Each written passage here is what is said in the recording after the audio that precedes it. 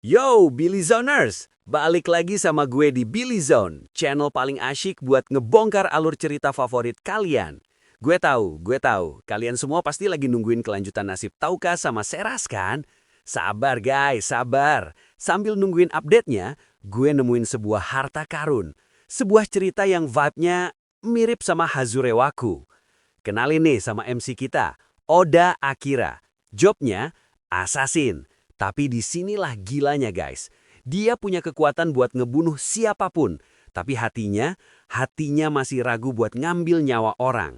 Ini bukan sekedar aneh. Ini konflik batin yang bakal jadi bom waktu sepanjang cerita. Tapi jangan salah, statusnya jauh lebih ngeri dari si pahlawan. Dan pasangannya, Amelia, seorang putri elf yang nasibnya 11-12 sama Seras. Diselamatin MC terus jadi bucin level maksimal. Pertanyaannya, apakah Amelia bisa ngalahin pesona Seras di hati kita? Pertarungan waifu baru dimulai guys. Kita bakal cari tahu bareng-bareng. Oke, Billy Zoners, dengerin baik-baik. Cerita yang bakal gue bawain ini sumbernya dari web novel. Tapi tenang, kita bakal pakai alur anime season 1 sebagai kerangkanya biar kalian semua nyambung. Anggap aja ini versi ultimate atau director's cut-nya.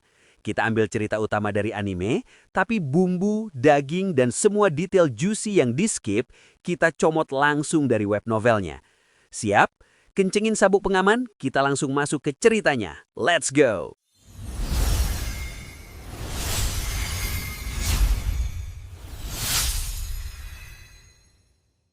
Cerita kita dibuka di sebuah ruang kelas biasa, kelas 22. Suasananya tenang, damai, sampai sebuah lingkaran sihir gede banget muncul di lantai dan boom! Seluruh siswa termasuk MC kita yang pendiam, Oda Akira, ke isekai guys. Mereka mendarat di sebuah ruangan super megah kayak di istana dongeng dong. Di depan mereka ada raja, seorang putri yang mukanya kelihatan capek banget, plus para kesatria dan penyihir. Raja dengan muka sok baiknya bilang, "Dunia kami, Morrigan, diserang ras iblis. Tolong, jadilah pahlawan dan kalahkan Raja Iblis." Dan coba tebak reaksi teman-teman sekelas Akira. Mereka semua semangat banget. Wih, gila, kayak di game. Kita jadi pahlawan, keren. Ya ampun, polosnya kalian nak. Tapi Akira, dia beda. Dia diam, ngamatin, dia ngerasa ada yang gak beres dari senyum si Raja dan tatapan kosong si Putri. Instingnya jalan guys. Masuklah kita ke sesi paling krusial di dunia isekai, pengecekan status. Awalnya mereka semua bisa ngecek statusnya sendiri, kayak notifikasi game yang muncul di kepala. Teman-temannya pada heboh dapat job keren kayak Knight atau Mage. Nah, pas Akira ngecek, matanya membelalak. Job, assassin, pembunuh. Dan skill andalannya apa? Penyembunyian hawa keberadaan udah level max. Nah, setelah itu barulah dimulai pengecekan resmi dari kerajaan pakai bola kristal. Tujuannya buat ngerekam data lengkap mereka. Satu persatu siswa maju dan status detail mereka terpampang. Disinilah insting Akira bermain guys. Sambil ngantri, dia merhatiin dengan tajam. Dia lihat status teman-temannya, dia lihat status si pahlawan, Tsukasa Sato. Skill Tsukasa emang keren, sihir 4 elemen dan pedang suci. Tapi pas Akira lihat angka attack dan defense-nya, dia bandingin sama angka di statusnya sendiri. Dan bingo! Angka status dasar Akira jauh lebih tinggi dari sang pahlawan. Gawat, pikir Akira. Status gue ini nggak normal. Ini bukan status seorang assassin biasa. Ini status monster. Dia sadar kalau data ini sampai terekam oleh kerajaan, hidupnya bakal dalam bahaya. Dia bakal dieksploitasi, dijadiin senjata rahasia atau bahkan lebih buruk. Maka saat gilirannya tinggal beberapa orang lagi, Akira membuat keputusan yang mengubah takdirnya. Dia fokus, mengaktifkan skillnya ke level maksimal dan dia menghilang, lenyap dari barisan. Penyihir yang bertugas cuma kebingungan. Loh, tadi ada satu orang lagi, kemana dia? Tapi karena hawa keberadaan Akira benar-benar nol, mereka akhirnya nganggap cuma salah hitung. Gila kan? Dengan satu langkah cerdas, Akira berhasil menyembunyikan kartu as terbesarnya dari semua orang. Malamnya saat semua orang tidur nyenyak mimpi jadi pahlawan, Akira beraksi. Dia nyelinap ke gudang, ngambil satu set pakaian hitam dan belati, terus pakai skillnya buat jadi hantu di dalam istana. Tujuannya, ruang kerja raja.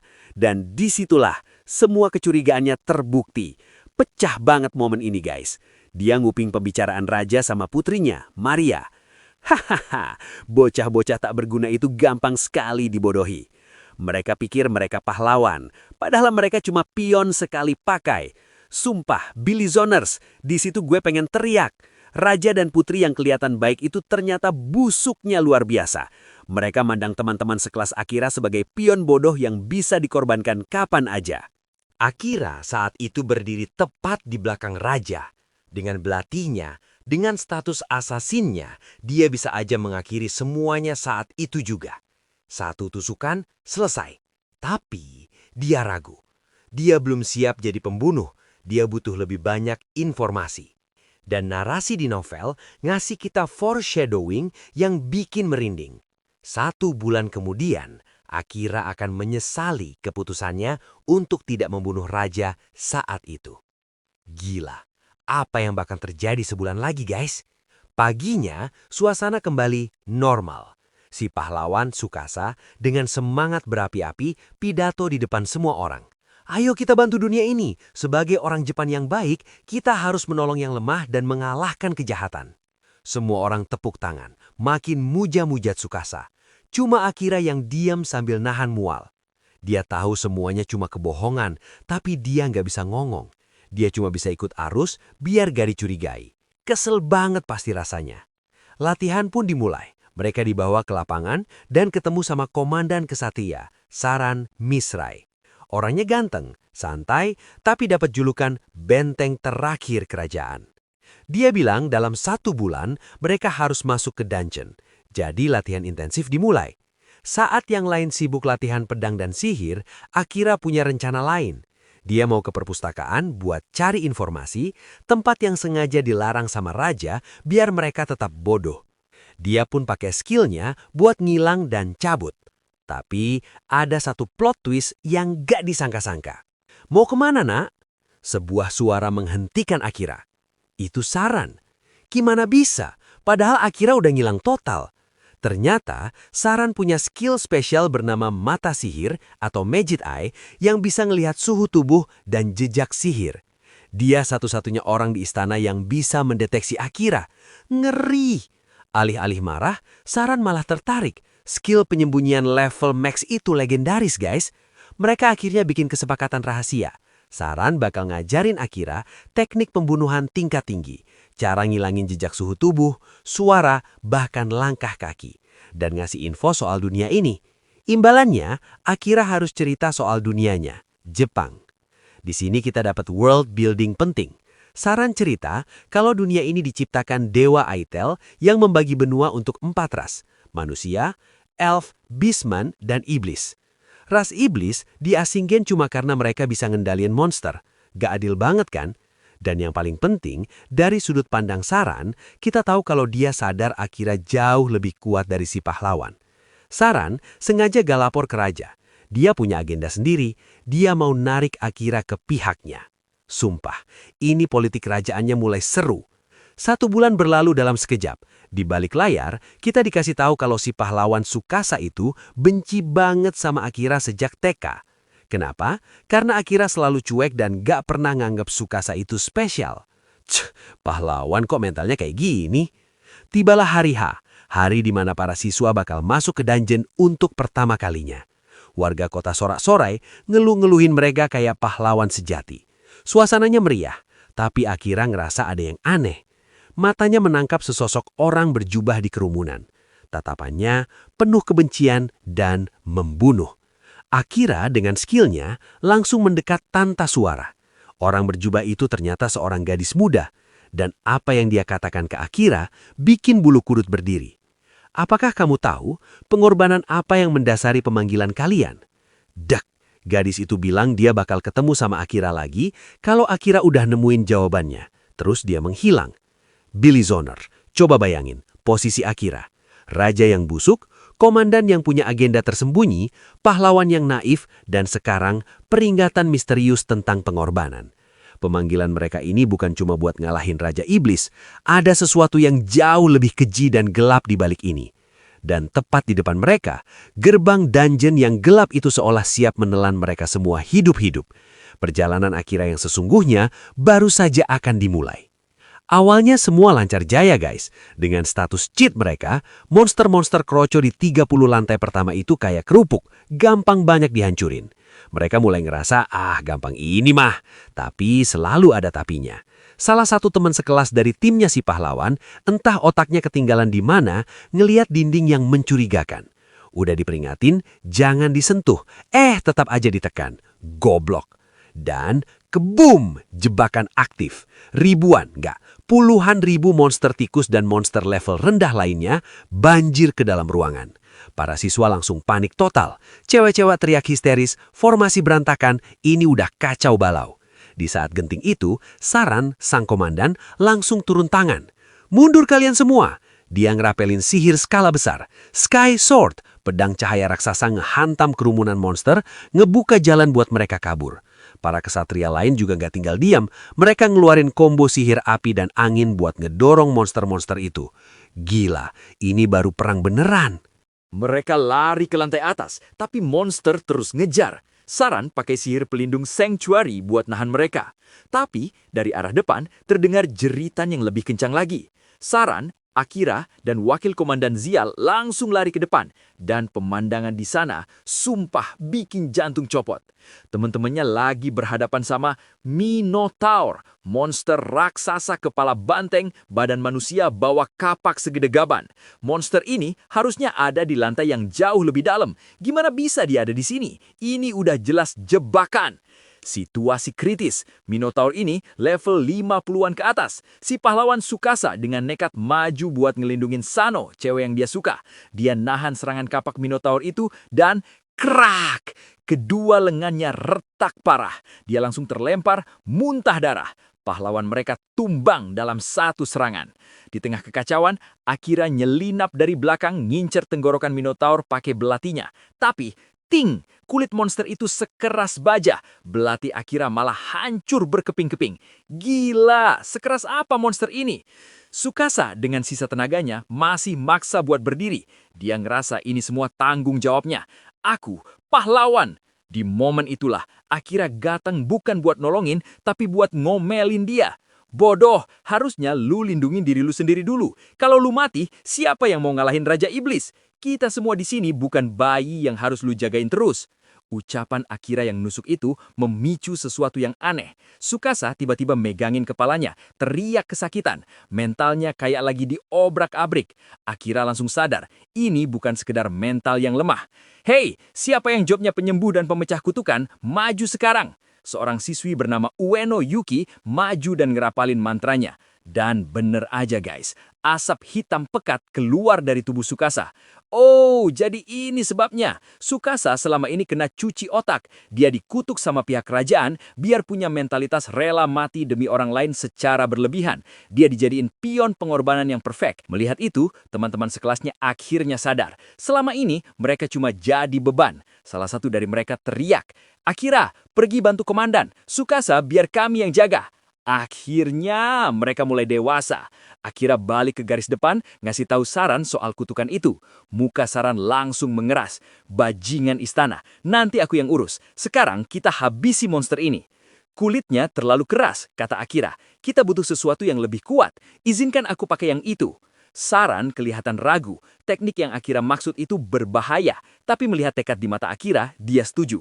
Oke, kita lakukan. Demi bertahan hidup. Rencananya mulai. Akira mengaktifkan penyembunyian hawa keberadaannya dan melompat ke punggung Minotaur tanpa terdeteksi. Dari depan, Saran ngerapalin sihir cahaya tingkat tinggi. Lightning, cahaya super terang membutakan Minotaur dan sedikit merusak kulitnya. Dan di momen itulah, Akira beraksi. Sihir bayangan level 3. Bayangan di seluruh ruangan itu meledak, hidup dan bergerak kayak tentakel. Bayangan itu menyarit Minotaur raksasa itu ke dalam bayangan Akira. Monster itu terhisap masuk ke dalam bayangan Akira, cuma nyisain kepalanya yang terpenggal sebelum akhirnya ikut lenyap. Hening, semua orang terpanah. Monster yang bahkan gak bisa dilukai pahlawan dikalahkan dengan cara yang gak masuk akal. Bayangan itu kemudian menyusut, balik lagi jadi bayangan biasa di kaki Akira. Sadar jadi pusat perhatian, Akira langsung menghilang lagi. Gila, MC kita ini anti sorotan banget. Setelah balik di permukaan, Akira diam-diam ngecek statusnya. Dan dia kaget setengah mati. Levelnya naik jadi 15. statusnya naik 3 kali lipat. Attack-nya sekarang 3.600. Rata-rata orang di dunia ini cuma 500. Gila, udah kayak cheater. Malamnya, Saran manggil Akira. Dia ngasih sebuah katana hitam legam, namanya Yato no Kami, pedang milik pahlawan pertama yang juga dari Jepang. Aku nyuri ini dari gudang harta kerajaan, kata Saran sambil senyum. Senjata ini lebih cocok buatmu daripada cuma jadi pajangan. Di pedangnya ada ukiran. Berdoa agar ini dapat membantu juniorku yang akan datang. Sumpah, momen ini dalam banget guys. Ikatan antara mentor dan murid. Tapi malam itu belum selesai. Didorong rasa penasaran, Akira nyusup ke kamar Putri Maria, dan di sana dia menemukan sumber kutukan Tsukasa, sebuah bola kristal hitam. Sang putri dengan cinta yang terdistorsi ngejadiin pahlawan sebagai bonekanya. Tanpa ragu, Akira nebas bola kristal itu pakai Yato no Kami. Kutukan Tsukasa hancur. Dia sempat nunjukin mukanya ke Putri buat ngasih peringatan, tapi dia gak ngebunuh mereka. Sebuah keputusan yang bakal dia sesali seumur hidupnya. Akira nunjukin pecahan kristal itu ke Saran. Muka Saran langsung penuh amarah dan kebencian. Besok akan kujelaskan semuanya. Akira ngerasain firasat buruk, tapi dia terlalu lelah dan memutuskan untuk tidur. Keesokan paginya, Tsukasa yang udah sembuh gedor-gedor pintu kamar Akira dengan panik. Mereka lari ke halaman istana. Dan di sana, pemandangan paling mengerikan yang pernah Akira lihat. Saran Misrai, mentornya, satu-satunya orang dewasa yang dia percaya di dunia ini, tewas. Sebuah belati perak menancap tepat di dadanya. Raja dengan muka liciknya nunjuk ke Akira. Dia pembunuhnya. Belati itu sama seperti yang dia pakai. Semua orang nuduh Akira. Teman-teman sekelasnya yang naif itu, yang baru aja dia selamatin, langsung percaya sama fitnah raja. Ini adalah jebakan paling sempurna untuk menyingkirkan Akira. Akira gak ngebela diri, dia tahu itu sia-sia. Dia cuma natap teman-temannya dengan tatapan benci, kecewa. Dia nyabut belati dari dada Saran, dan saat para prajurit mau nangkap dia menghilang. Dia muncul di samping Zil, wakil komandan yang masih setia.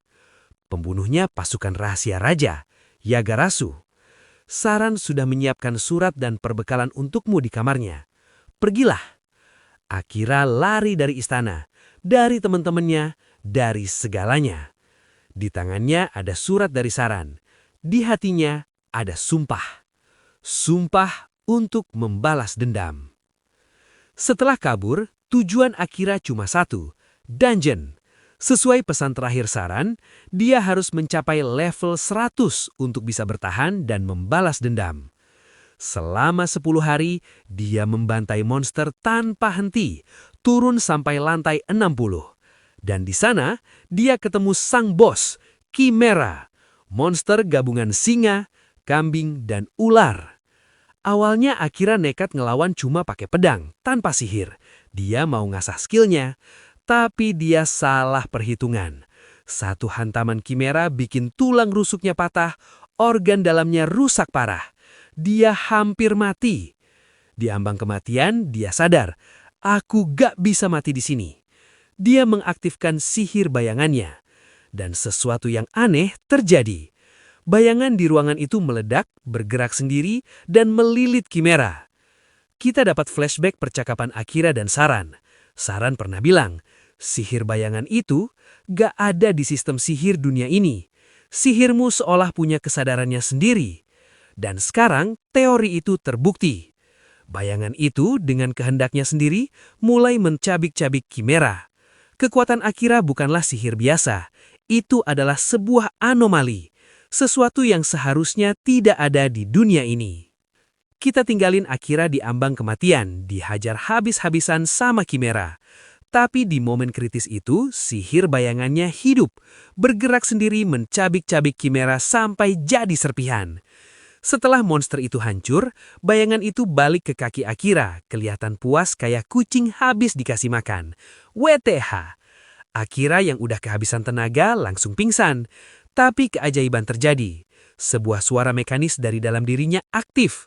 Sihir dayangannya karena sadar tuannya sekarat dan gak punya mana, menggunakan mana dari dalam bayangan itu sendiri buat ngejembuhin Akira. Lukanya nutup, tulangnya nyambung, dalam sekejap dia pulih total. Ini sihir atau AI pribadi sih, ngeri banget. Mintara itu, di istana, suasananya suram. Tsukasa, si pahlawan, diam-diam datang ke makam Saran yang udah gak keurus. Dia ngerasa bersalah banget. Sejak Akira pergi, kelas mereka jadi aneh. Penuh kebencian, saling curiga, kayak ada yang sengaja ngomporin. Di sana, dia ketemu Uno Yuki, si cewek pemecah kutuk. Ternyata Yuki juga gak kena pengaruh cuci botak karena jobnya. Mereka berdua akhirnya bikin aliansi rahasia. Pura-pura gak kenal di depan umum, tapi di belakang layar mereka bakal kerjasama buat ngebongkar kebusukan kerajaan. Sumpah, ini vibe-nya kayak film mata-mata. Balik ke Akira. Dia bangun, bingung kenapa badannya seger lagi. Tapi karena perutnya keroncongan, dia gak mikir panjang dan langsung makan daging kimera. Dan ternyata rasanya enak banget. Hahaha, MC kita emang beda. Akira lanjutin perjalanannya. Di lantai 60, dia nemuin monster aneh, kayak gumpalan lumpur yang menjerit. Dengan gampangnya, dia tebas monster itu. Dan dari dalamnya muncul seorang gadis elf rambut putih yang cantiknya kebangetan. Wait, what? Ini cewek yang sama dari prolog kan? Yang jatuh ke jurang itu? Jadi dia ditelan monster slime.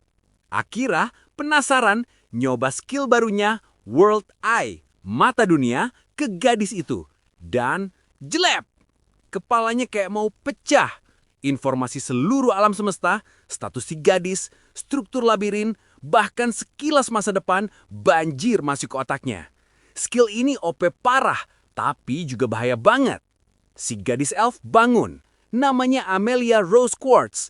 Dan yang bikin kaget, dia udah tahu nama Akira. Mungkin karena World Eye-nya dia juga. Amelia ini ternyata seorang Miko, pendeta level 51 dengan MP yang tidak terukur.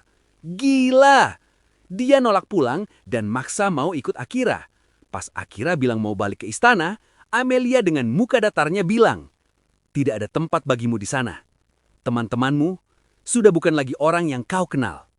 Dek, sumpah, omongan Amelia ini nusuk banget. Dia seolah tahu kalau teman-teman Akira udah dikendalikan sepenuhnya.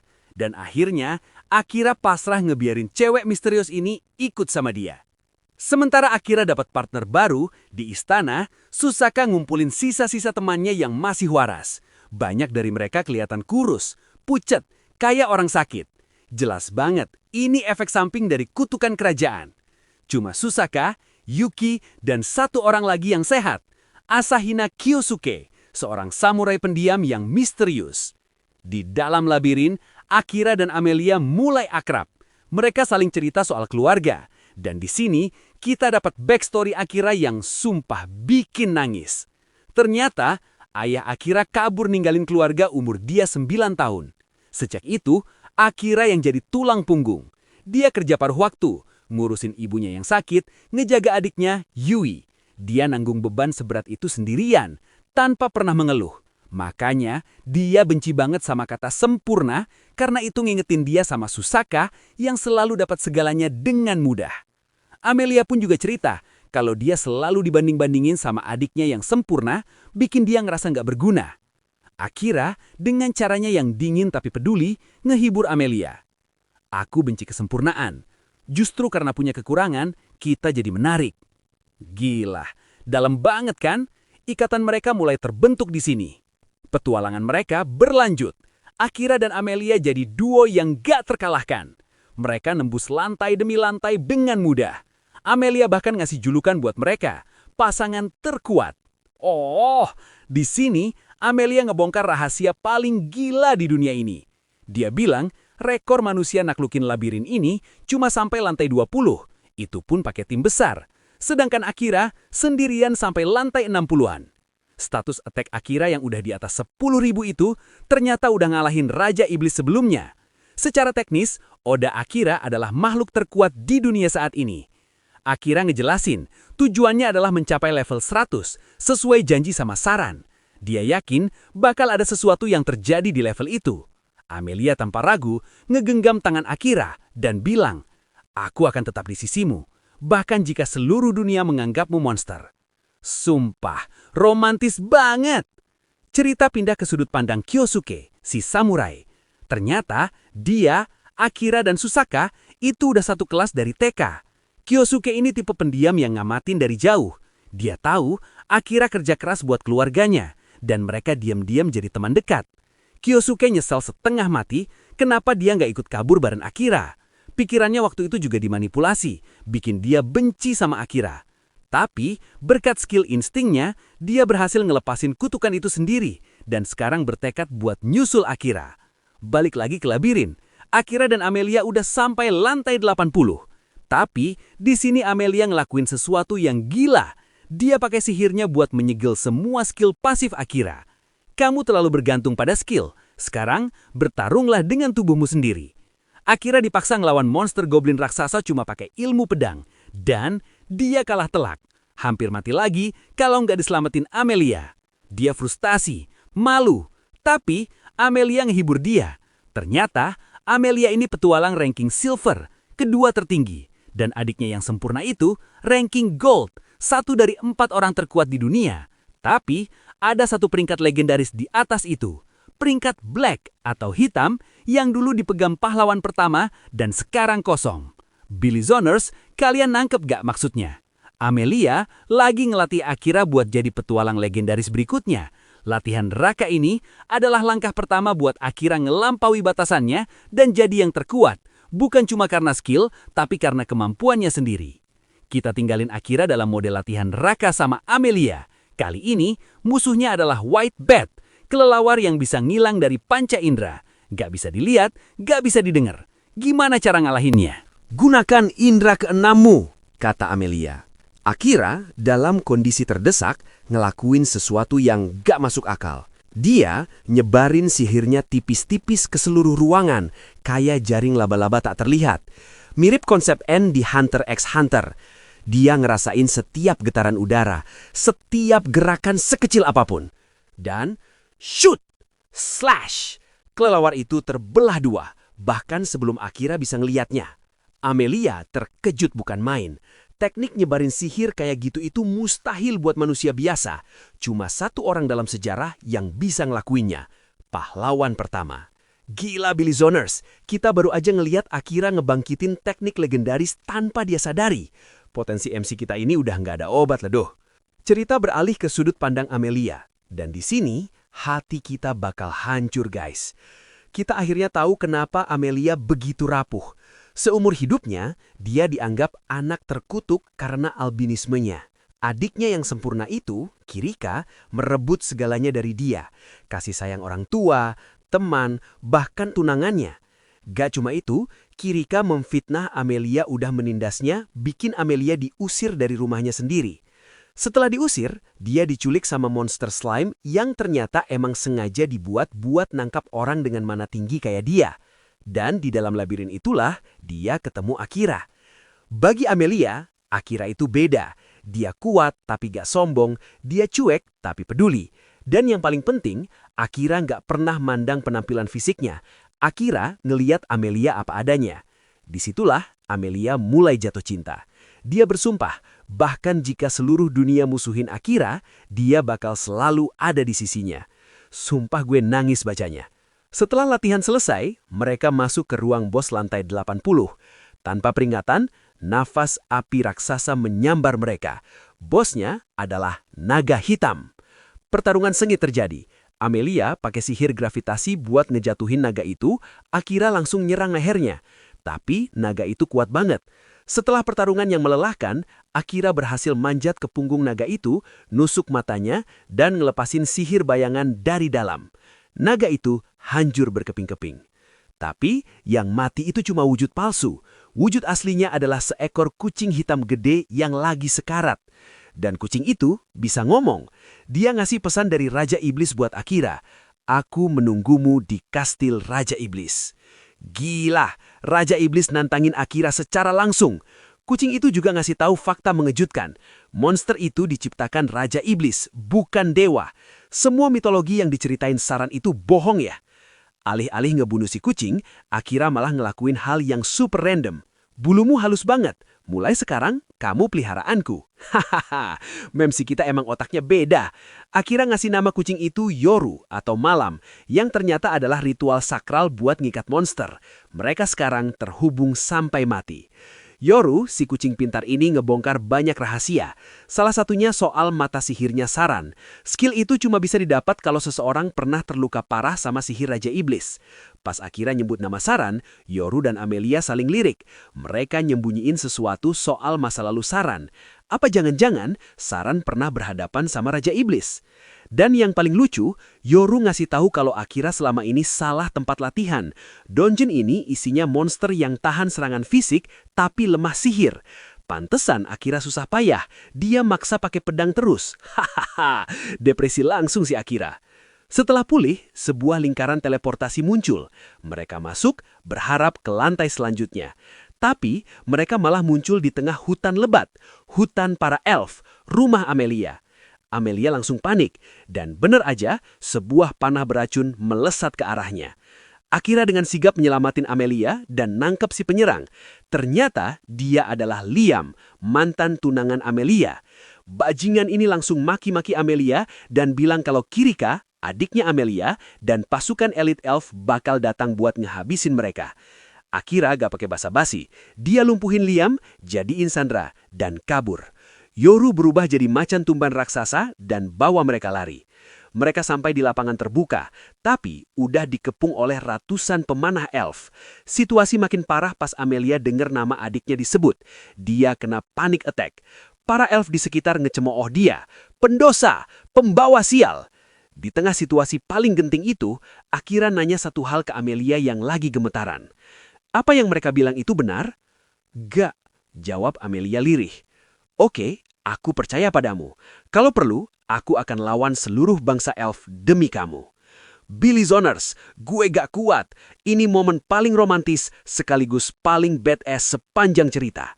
Akira siap perang lawan sebangsa demi cewek yang dia percaya. Dan akhirnya, Kirika Rose Quartz, sang adik sempurna, muncul. Mukanya mirip Amelia, tapi auranya sombong dan licik. Dia nunjukin bekas luka bakar di lengannya. Ini bukti kakakmu menyiksamu.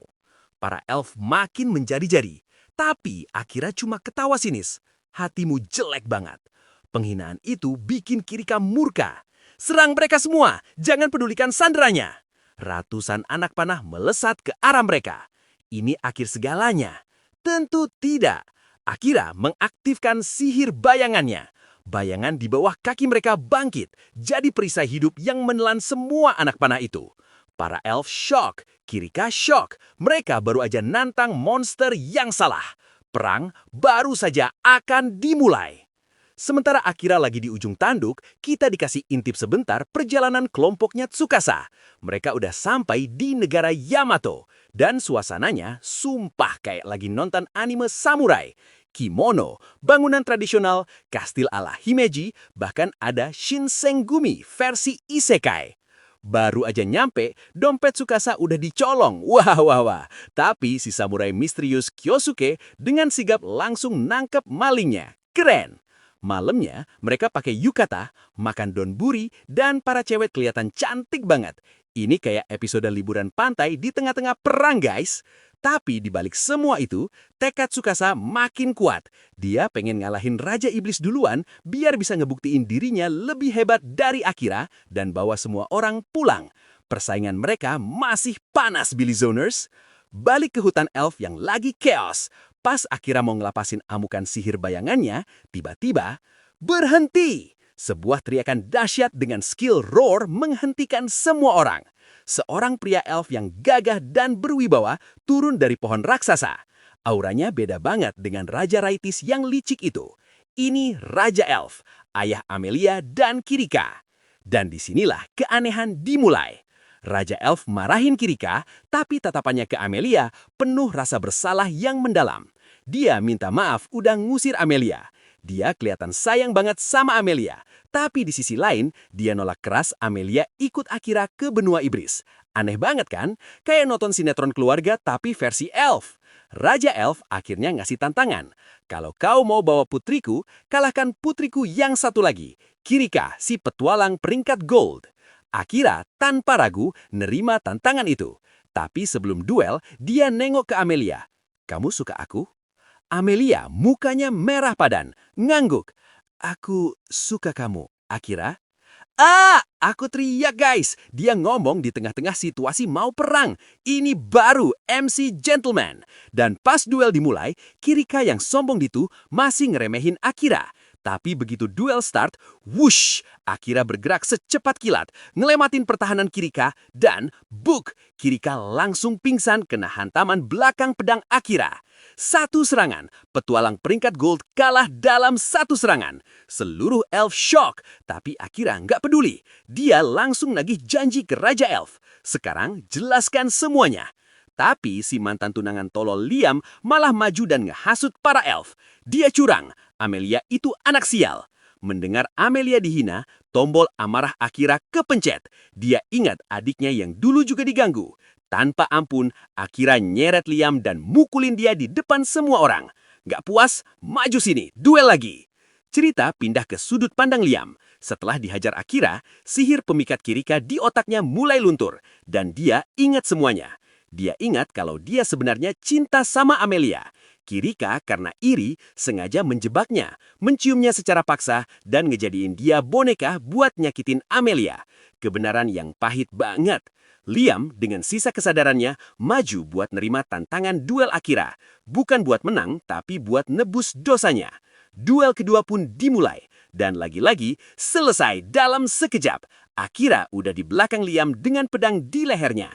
Setelah itu, Akira pakai serbuk dari pohon suci buat nyembuhin Liam secara keseluruhan dari sihir pemikat. Para elf yang lain akhirnya sadar mereka selama ini udah dimanipulasi. Melihat rencananya gagal total, Kirika manguk. Dia nyerang Akira. Tapi di tengah pertarungan, Akira ngerasain sesuatu yang aneh. Pedang Kirika kayak lagi nangis. Dan akhirnya, Kirika meledak. Kenapa selalu kakak yang dicintai? Aku yang berusaha keras, tapi aku selalu dianggap gak ada. Aku cuma ingin kakak merasakan sakitnya diabaikan. Akira, yang udah dengar cerita masa lalu Amelia, akhirnya ngebongkar kebenaran paling tragis di depan semua elf. Dulu, waktu mereka kecil, Kirika gak sengaja ngebuka gerbang labirin dan bikin monster nyerang desa. Banyak elf tewas. Amelia, dengan kekuatan sihirnya yang luar biasa, berhasil nyelamatin semua orang. Akibatnya, Amelia makin dipuja, sementara Kirika jadi kambing hitam. Untuk ngelindungin Kirika dari amukan rakyatnya, Raja Elf ngakuin hal yang paling menyakitkan. Dia menghapus ingatan semua elf tentang eksistensi Kirika. Bayangin Billy Zoners, Kirika tumbuh besar tanpa tahu kenapa semua orang ngabain dia.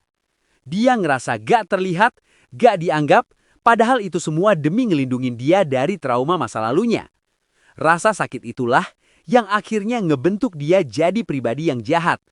Ini plot twistnya gila banget. Mendengar kebenaran itu, Kirika hancur. Dia nangis sejadi-jadinya. Di bawah langit malam, keluarga kerajaan elf akhirnya bersatu kembali, menyembuhkan luka yang udah mereka pendam selama bertahun-tahun. Setelah semua kebenaran terungkap dan keluarga elf kembali bersatu, tiba saatnya Akira melanjutkan perjalanannya. Yoru ngasih saran buat pergi ke benua Beastman atau manusia hewan. Kenapa? Karena di sana ada pandai besi legendaris yang bisa benerin pedang Yato no Kami yang udah mulai retak. Amelia tentu aja maksa ikut. Raja Elf yang sekarang jadi ayah super protektif, awalnya mau ngawal mereka pakai 100 kesatria elf. Gila aja! Setelah negosiasi alot, akhirnya pengawal dikurangin jadi 20 orang, termasuk Kirika yang sekarang udah jadi tsundere baik hati. Dan disinilah komedi mulai dimulai. Selama perjalanan ke perbatasan, semua kesatria elf cowok yang ganteng-ganteng itu gak berhenti ngelirik Amelia. Akira, yang duduk di sampingnya, mukanya langsung asem.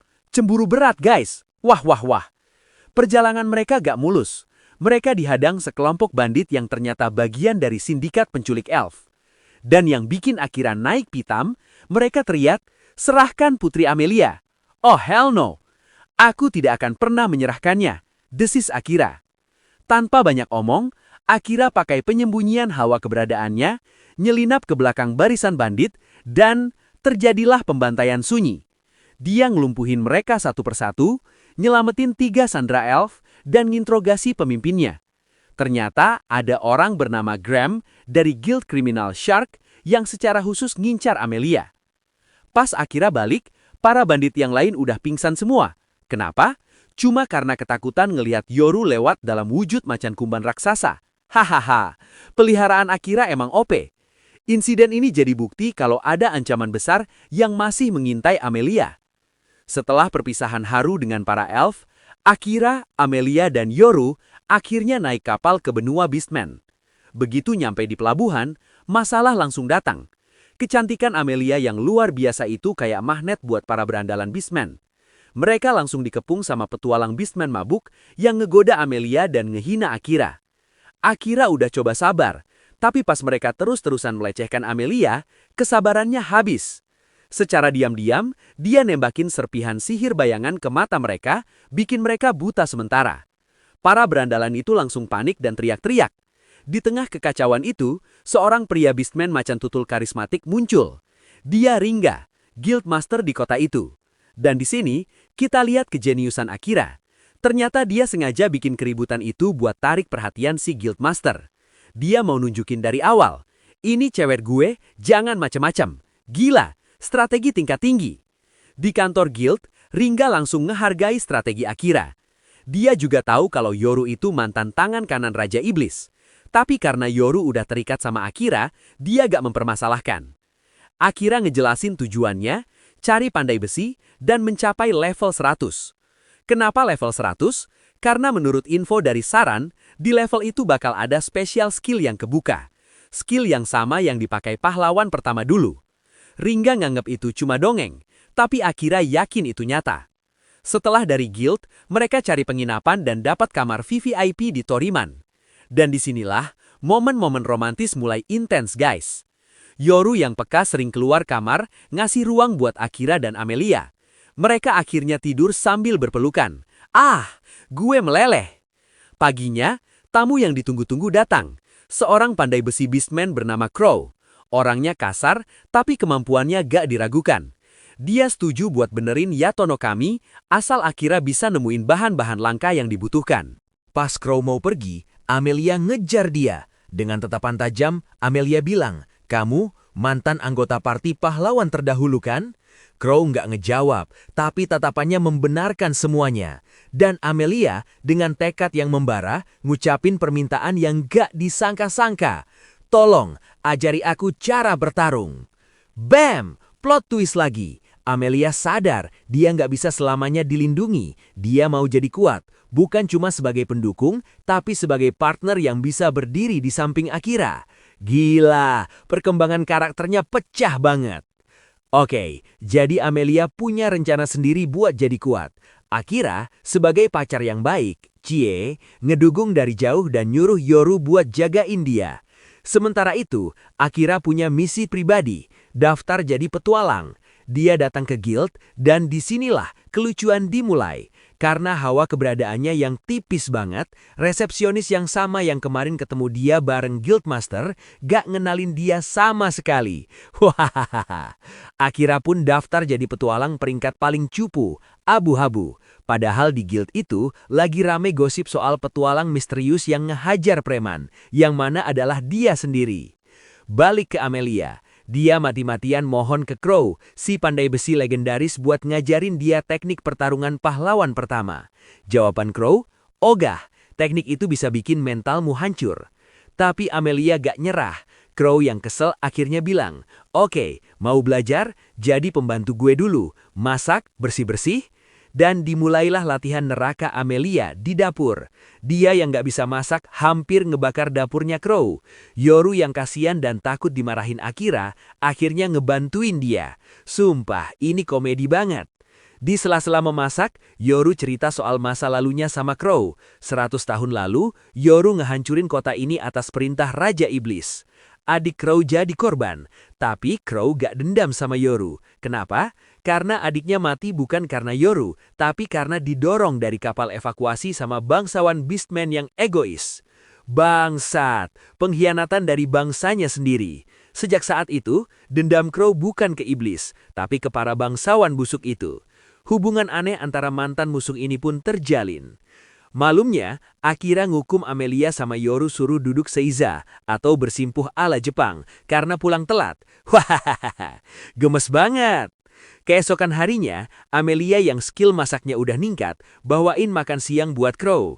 Tiba-tiba, tanah bergetar, langit jadi hitam, sesuatu yang mengerikan muncul dari labirin. Di waktu yang sama, Akira ada di guild. Dia berhasil naik peringkat jadi kuning cuma dalam 2 jam. Caranya, dia ngeberesin 5 misi mustahil, yang ternyata cuma kerjaan sampingan yang gak ada yang mau ngambil. Mijetin kakek-kakek, ngehancurin rumah kosong, pakai sihir bayangan, sekali tebas, kelar, sampai jadi konsultan resep koki. Hawa keberadaannya yang tipis banget, staf guild sampai ngasih dia julukan rahasia, penyelamat pekerjaan sampingan. Hahaha. Akira yang gak sadar dirinya jadi legenda, langsung pamit mau masuk labirin. Tapi, firasat Akira gak enak. Skill crisis detection-nya jerit-jerit di kepalanya. Dan bener aja, kabut hitam nyelimuti labirin, dan monster-monster level raid boss keluar nyerbu kota. Mimpi buruk Andreas 100 tahun lalu terulang kembali. Guild langsung panik. Akira ditarik sama petualang cewek serigala peringkat merah bernama Sena buat bantu di garis depan. Pertempuran kota pun dimulai. Sena pakai sihir api dahsyat. Akira jadi asasin bayangan yang nebas musuh dari belakang. Di sisi lain, Yoru dan Amelia sibuk evakuasi warga. Tapi Amelia nolak dievakuasi. Dia milih bertahan buat ngelindungi warga yang tersisa. Gila, heroin kita udah jadi badass. Pas Sena lagi sibuk nolongin orang lain, Akira ngelepasin kekuatan penuhnya. Sihir bayangannya ngamuk, ngelen ratusan monster dalam sekejap. Pas Sena balik, dia kaget monsternya hilang semua. Akira cuma nyengir, hehe, mungkin mereka pergi ke tempat lain, licik banget. Area mereka udah bersih. Akira baru mau napas lega, tiba-tiba pesan telepati panik dari Yoru masuk ke otaknya. Tuan, Amelia diculik. What?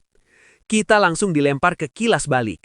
Amelia sendirian ngelawan ribuan monster buat ngelindungi warga. Tiba-tiba muncul seorang angat laki-laki rambut hijau naik monster jerapah. Dia Aurum Trace, iblis tingkat tinggi peringkat ketiga, dan dia dalang invasi monster di hutan elf dulu. Raja iblis nyuruh aku bunuh si pengganggu Akira, kata Aurum sambil senyum sinis. Tapi bukan hari ini. Sekarang giliranmu dulu, Putri Elf. Aurum sengaja nyerang Amelia rame-rame, maksa Amelia pakai sihir kebangkitan yang bakal bikin dia lemah, terus menculiknya. Billy Zoners, ini gila. Amelia dalam bahaya besar. Akira yang baru aja ngerasa tenang, sekarang harus berhadapan sama kenyataan kalau cewek yang paling dia sayang diculik sama salah satu iblis terkuat. Apa yang bakal Akira lakukan? Gimana caranya dia nyelamatin Amelia? Dan apa tujuan si Aurum sebenarnya? Akira tiba di lokasi Amelia diculik, yang dia temukan cuma genangan darah. Hatinya hancur berkeping-keping. Dia gagal. Dia gagal ngelindungin satu-satunya orang yang paling berharga buat dia. Kemarahan, kesedihan, penyesalan. Semua emosi itu meledak jadi satu. Yoru, ayo kita bantai mereka semua. Akira ngelepasin sihir bayangannya dengan kekuatan penuh. Bayangan dari seluruh penjuru kota berkumpul, jadi lautan hitam yang siap menelan segalanya. Yoru juga ikut ngamuk. Dia bertransformasi jadi wujud terkuatnya. Cerberus, anjing neraka berkepala 3. Dalam wujud ini, dia kehilangan akal sehatnya. Cuma haus darah. Tuan, nanti hentikan aku. Cuma itu pesannya sebelum dia ikut terjun ke dalam pembantaian. 2 monster yang lagi patah hati, membantai habis sisa-sisa pasukan iblis. Ini bukan pertarungan lagi, ini pembantaian. Setelah semuanya selesai, Akira pingsan karena kehabisan mana. Dia tertidur selama 3 hari. Akira bangun di rumah Crow. Hal pertama yang dia dengar adalah kabar yang paling dia takutkan. Amelia diculik oleh Aurum Trace, iblis peringkat ketiga. Tapi, di tengah keputusasaannya, Crow ngasih dia harapan baru. Pedang Yatona Kaminya udah selesai diperbaiki. Bukan lagi 1 katana, tapi diubah jadi 2 pedang pendek hitam legam.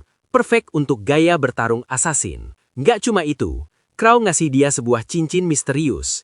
Cincin yang bisa nunjukin lokasi orang yang paling dia inginkan. Saat Akira mikirin Amelia, cincin itu bersinar dan menunjuk ke satu arah. Labirin Beastman. Amelia masih hidup. Dia ada di dalam labirin itu. Sebelum berangkat, Akira nunjukin sisi jeniusnya. Dia curiga sama Guildmaster Ringa dan adiknya, Sena. Penempatan pasukan yang aneh, seolah sengaja ngasih celah buat iblis nyulik Amelia.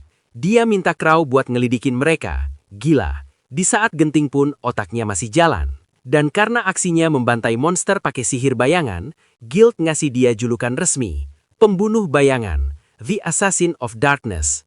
Akira sih malu dibilang Chunyubi, tapi sumpah, itu keren banget. Di depan gerbang labirin, Akira merasakan ada yang ngawasin. Dia lempar senjatanya dan jelep. Dia nangkep si pengintai.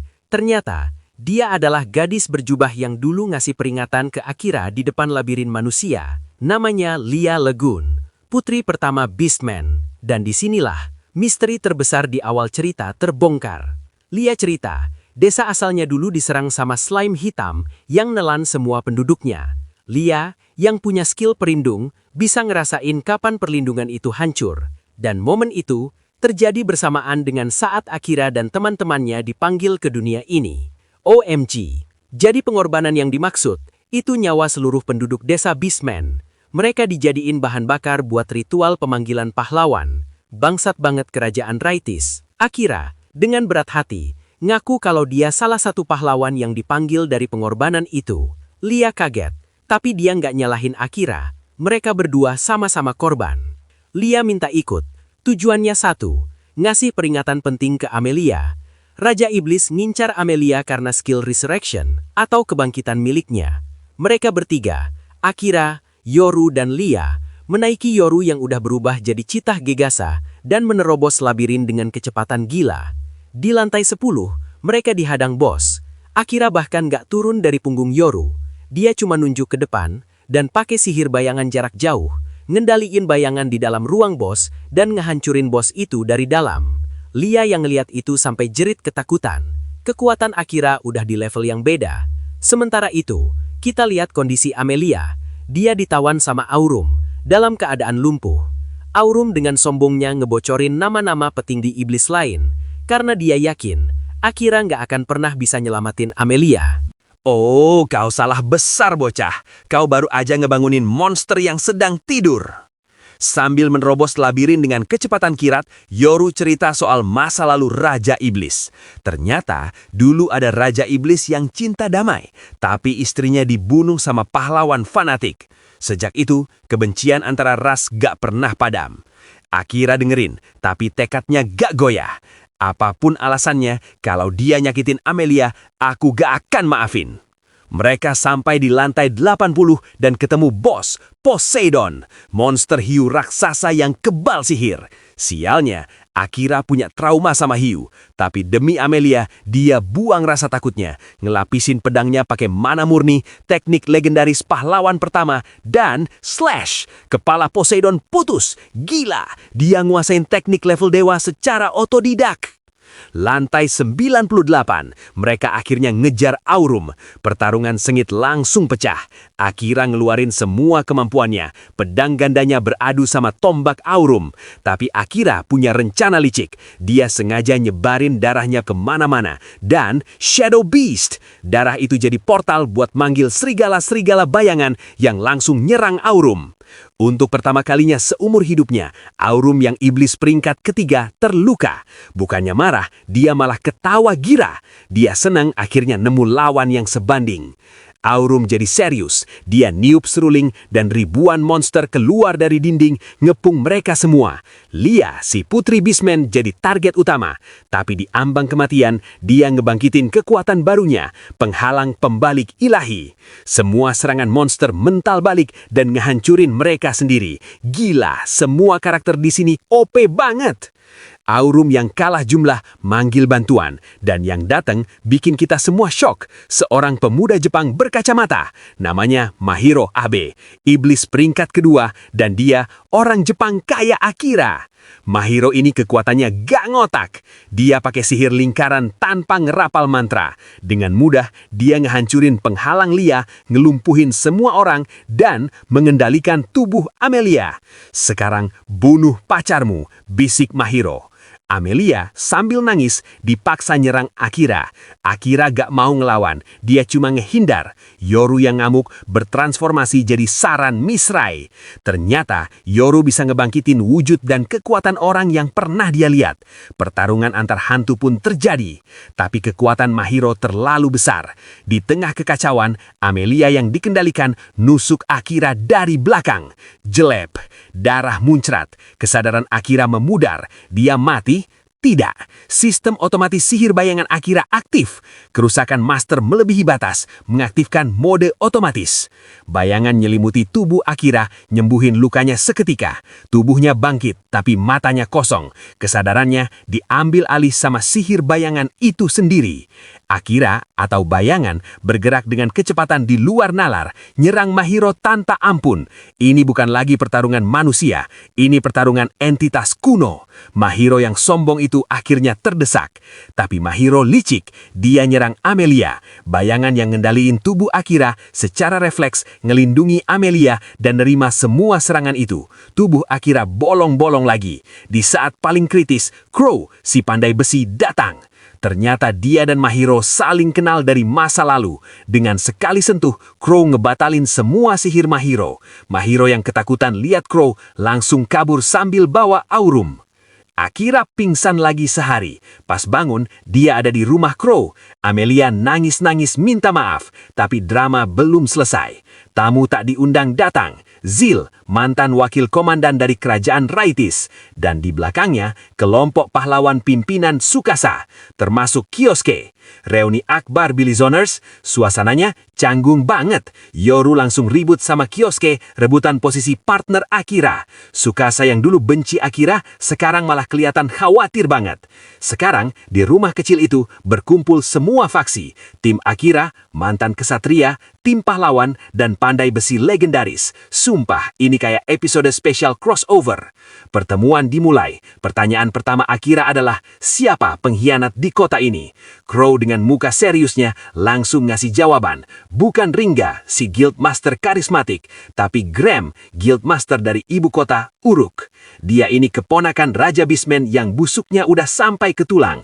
Korupsi, perdagangan budak elf, semua kejahatan dia yang dalangin. Dan yang paling penting, Graham adalah target balas dendam Crow. Wah, benang merahnya mulai nyambung guys. Tsukasa, si pahlawan, dengan muka memelas, minta izin buat gabung sama tim Akira. Kekuatan kami masih kurang, kami mau belajar darimu. Jawaban Akira, tidak. Dingin, tegas, dan nusuk banget. Aku gak mau ngelindungin beban, kata Akira. Dia bahkan nolak sahabatnya sendiri, Kyosuke. Gila, ini keputusan yang berat banget. Tapi Akira ngasih satu plot twist. Aku berjuang demi Amelia, jadi dia yang berhak mutusin. Dia lempar semua tanggung jawab ke Amelia, terus pergi gitu aja. Sumpah, ini drama banget guys. Sementara itu, Amelia lagi galau di hutan. Dia ngerasa bersalah, takut ditinggalin, dan yang paling parah, dia ngaku ada sisi gelap dalam dirinya yang seneng lihat Akira terluka, karena itu jadi bukti ikatan mereka. Ini pengakuan yang dalam dan kelam banget guys.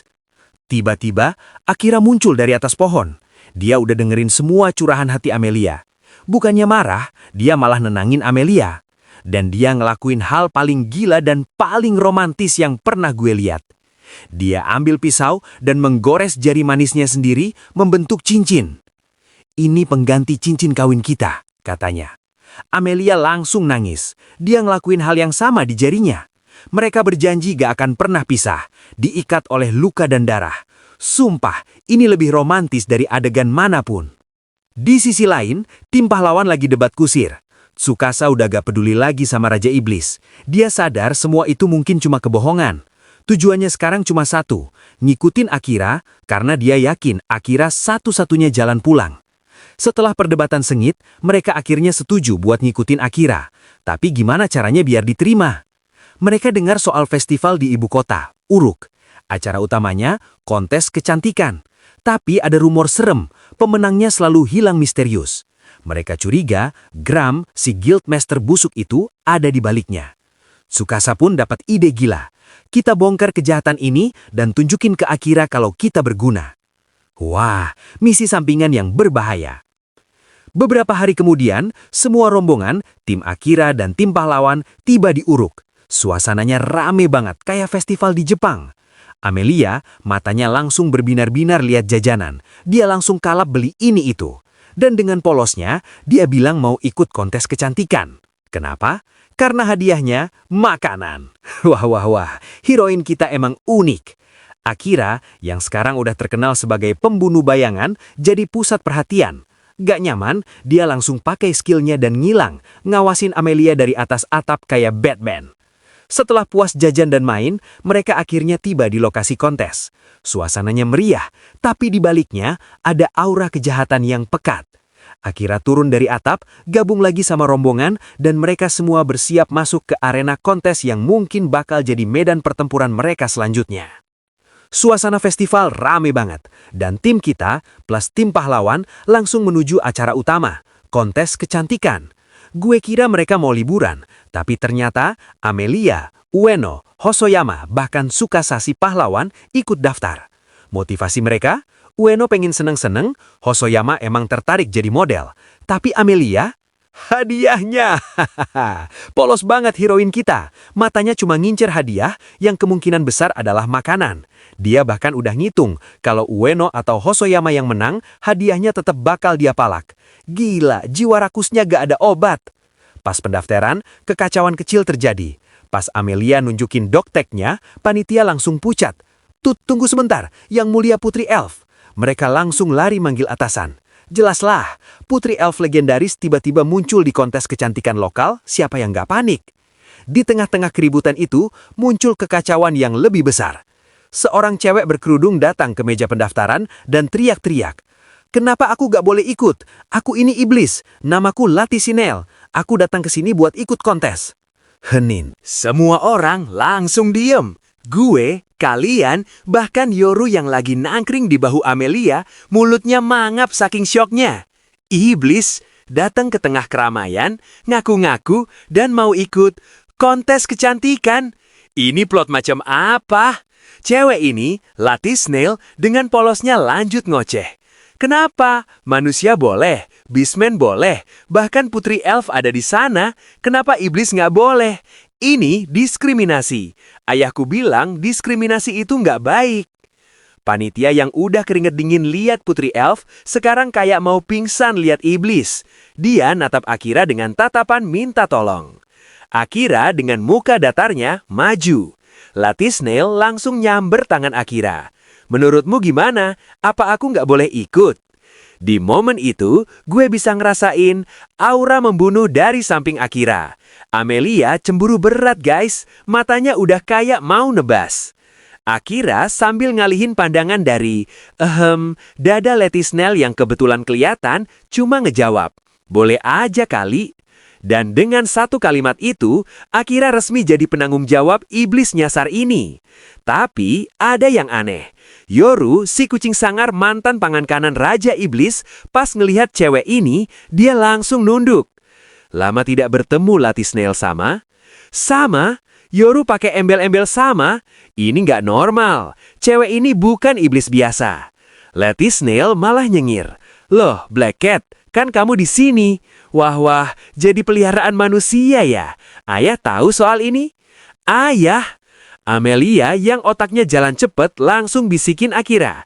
Akira pakai World Eye. Dan bener aja, Akira langsung aktifin skillnya buat ngintip status Latisnail. Dan hasilnya bikin gue mau jungkir balik. Level 57, status attack dan magicnya puluhan ribu. Jauh di atas Aurum pas awal ketemu. Dan yang paling penting, dia punya skill mana concealment atau penyembunyian mana. Pantes aja auranya nggak kerasa. Dia ini monster level bos akhir yang lagi nyamar jadi cewek ceria. Akira yang masih shock nanya ke Yoru lewat telepati. Siapa dia sebenarnya? Yoru dengan muka pasrah ngejawab. Dia, Lati Snail sama, secara singkat adalah putri Raja Iblis. Dek, gila Billy Zoners. Jadi, cewek ceria, anti diskriminasi, yang ikut kontes kecantikan demi iseng ini adalah putri mahkota dari kerajaan iblis, dan dari ceritanya, kayaknya dia lagi kabur dari rumah abis berantem sama bapaknya, si Raja Iblis. Ini udah bukan light novel lagi, ini sitkom keluarga rajaan versi iblis. Di tengah kebingungan itu, Akira juga berhadapan sama dilema pribadinya. Dia ngaku ke Amelia kalau dia takut pakai World Eye. Dia takut ngelihat lagi visi masa depan yang mengerikan itu, di mana semua temennya mati dan dia berdiri sendirian. Ini sisi rapuh Akira yang jarang banget kita lihat. Tapi Amelia dengan lembut ngingetin Akira, "Aku tahu kamu takut, tapi di dunia ini ada musuh yang nyembunyiin kekuatannya. Kamu harus pakai semua senjatamu buat bertahan." Sumpah, pasangan ini dewasa banget.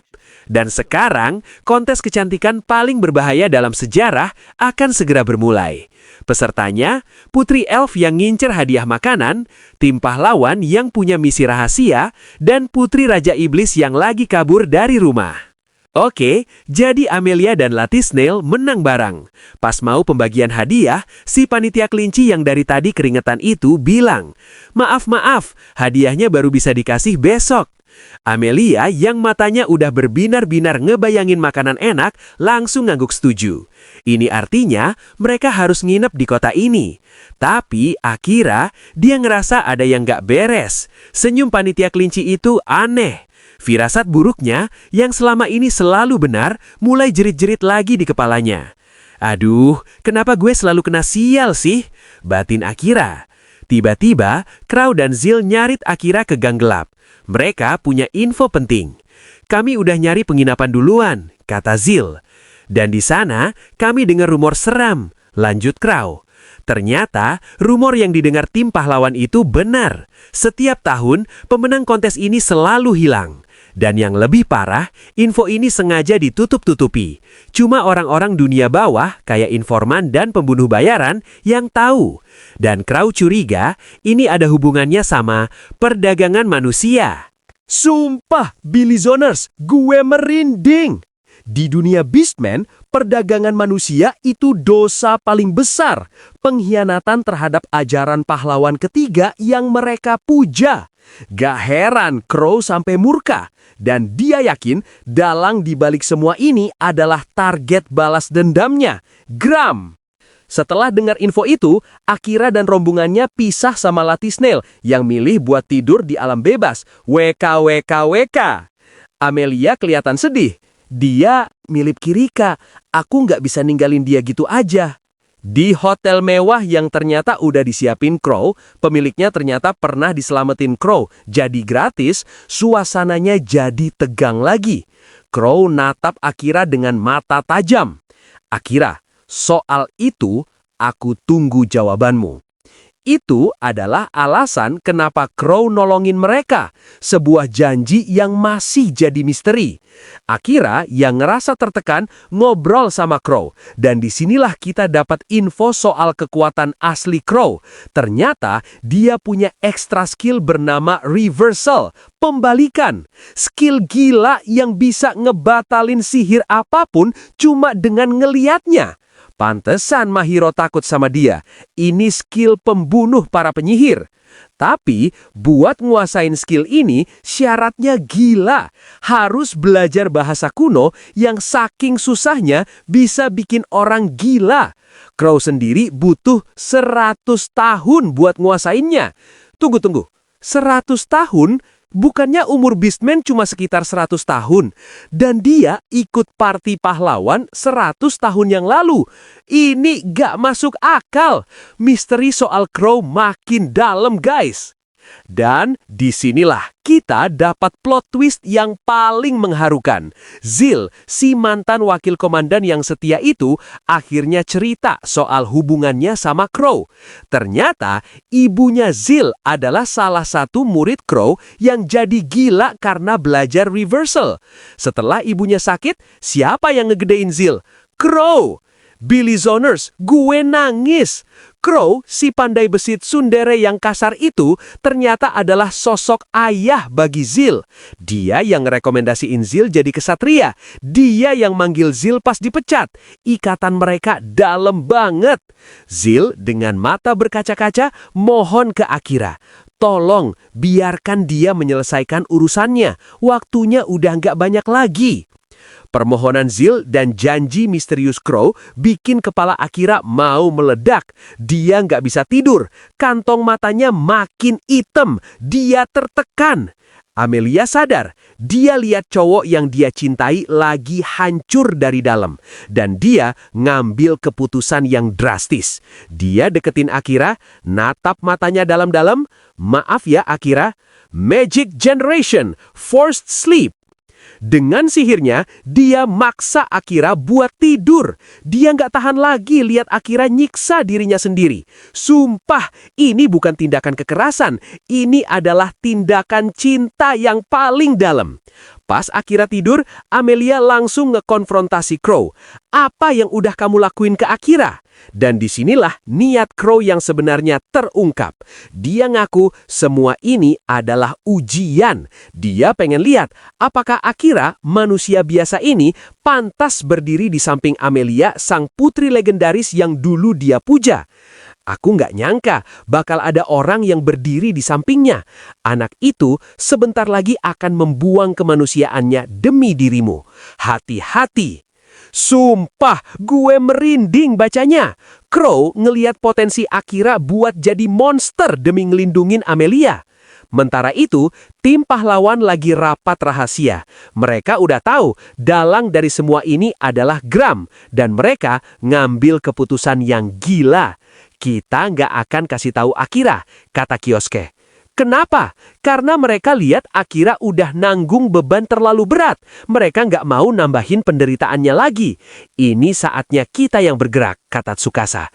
Kita bakal selidiki kasus ini. Kita yang bakal jadi umpan dan kita bakal buktiin kalau kita bukan beban. Gila! Tim pahlawan akhirnya bangkit. Mereka punya rencana sendiri. Mereka mau bertindak di belakang layar buat ngebantu Akira. Kyosuke bahkan sadar kalau Yoru udah ngilang dari kemarin. Akira pasti udah nyuruh dia ngelakuin sesuatu. Sumpah, mereka semua udah jadi tim yang solid dan cerdas. Pagi harinya, tim pemenang Amelia, Tsukasa, Ueno, dan Hosoyama berangkat buat ngambil hadiah. Akira, dia masih pules di sofa, dibuat tidur sama Amelia kemarin. Lokasi pengambilan hadiahnya, sebuah hotel tua yang hampir roboh. Bau jebakan kecium dari jarak 1 kilometer. Ini tempatnya, tanya Ueno, mukanya pucat.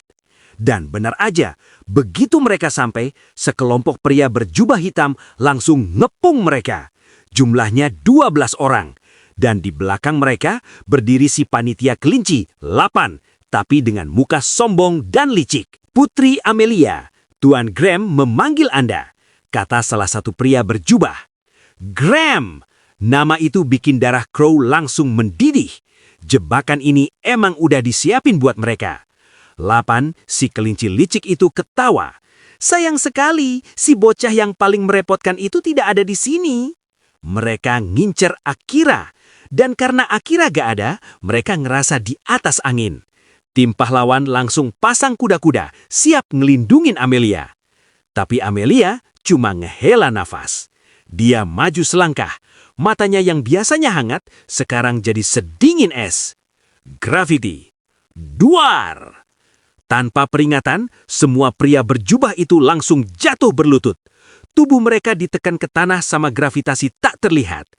Tim pahlawan, mereka cuma bisa bengong. Mereka kira Amelia itu putri lemah yang harus dilindungi. Tapi yang mereka lihat sekarang adalah penguasa absolut. Jadi, kalian mau bawa aku kemana? Tanya Amelia, suaranya dingin.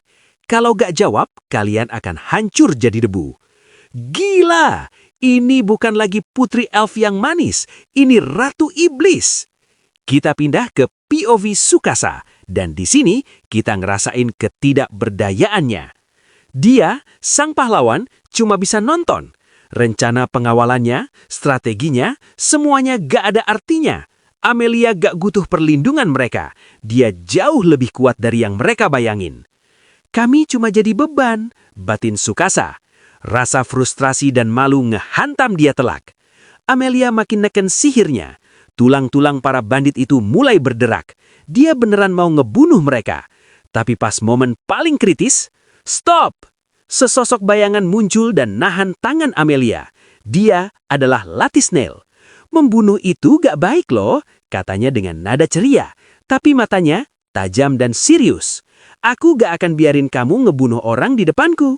Latisnail, si putri iblis malah jadi penegak keadilan. Dunia ini emang udah gila. Dengan kedatangan Latisnail, situasi akhirnya terkendali. Para bandit diserahin ke pihak berwajib. Tapi bagi tim pahlawan, ini adalah kekalahan telak. Mereka datang buat ngebuktiin diri, tapi akhirnya mereka cuma jadi penonton. Sementara itu, di mana Akira? Dia lagi tenggelam di lautan yang gelap dan dalam. Kesadarannya melayang-layang. Dia ingat, terakhir kali dia ditidurkan paksa oleh Amelia. Ini bukan sekedar tidur biasa, ini adalah dunia di dalam pikirannya. Sebuah mimpi atau mungkin sebuah pertanda. Oke, jadi Akira lagi di dalam mimpinya. Tapi ini bukan mimpi biasa.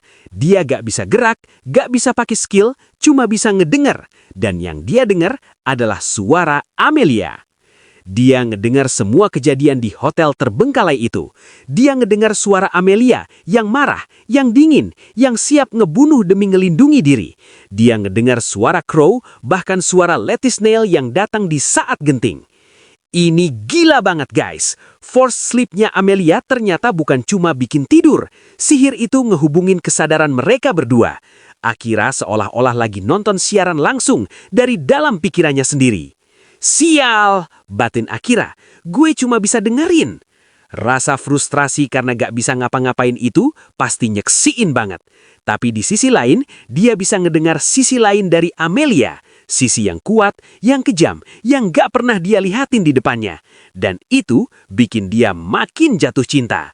Dia juga ngedengerin kalimat Latisnail yang super filosofis. Setiap orang punya ceritanya sendiri dan itu gak boleh direnggut oleh orang lain. Bener-bener iblis yang gak biasa.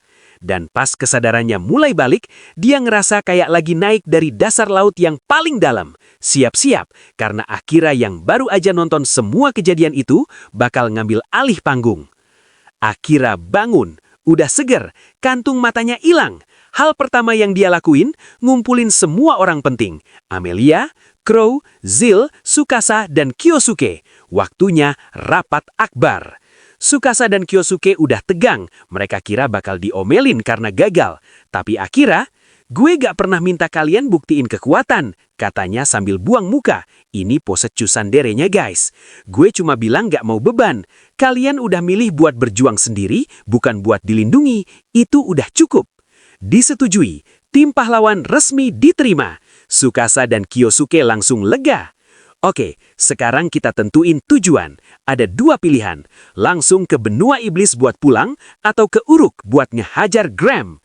Crow langsung bereaksi pas dengar nama Graham. Tsukasa langsung semangat pas dengar benua iblis. Akira dengan analisis tajamnya ngejelasin, benua iblis itu labirin raksasa. Tanpa pemandu, kita bakal nyasar. Satu-satunya pemandu yang kita punya adalah Crow. Semua mata langsung ngeliat ke Crow. Dan Crow baru mau jadi pemandu kalau satu syarat terpenuhi. Dan syarat itu ada hubungannya dengan Uruk. Kesimpulannya udah jelas, urutannya udah pasti. Kita ke Uruk dulu, beresin urusan di sana, baru kita hajar benua iblis. Meskipun Akira pengen banget langsung pulang, dia tahu ada hal-hal yang harus diselesaikan dulu. Dia bahkan nawarin opsi buat bagi tim. Dia sendiri yang ke Uruk, sisanya siap-siap ke benua iblis. Tapi semua orang tahu mereka lebih kuat kalau bareng-bareng. Tsukasa dan Kyosuke yang tadinya pengen cepet-cepet ke benua iblis, akhirnya ngerti. Mereka diam, mikirin langkah selanjutnya. Gimana Billy Zoners? Dari mimpi yang super unik, kita langsung dilempar ke rapat strategi yang nentuin nasib semua orang. Akira nunjukin sisi pemimpinnya yang dingin tapi logis. Apa syarat yang dimaksud Crow? Dan kekacauan apa lagi yang nunggu mereka diuruk? Sarang si Guild Master busuk Graham. Sumpah, gue makin gak sagar. Tulis semua prediksi kalian di kolom komentar. Jangan lupa like, share, dan subscribe. Perjalanan paling epik ini baru aja masuk ke babak baru. Ciao!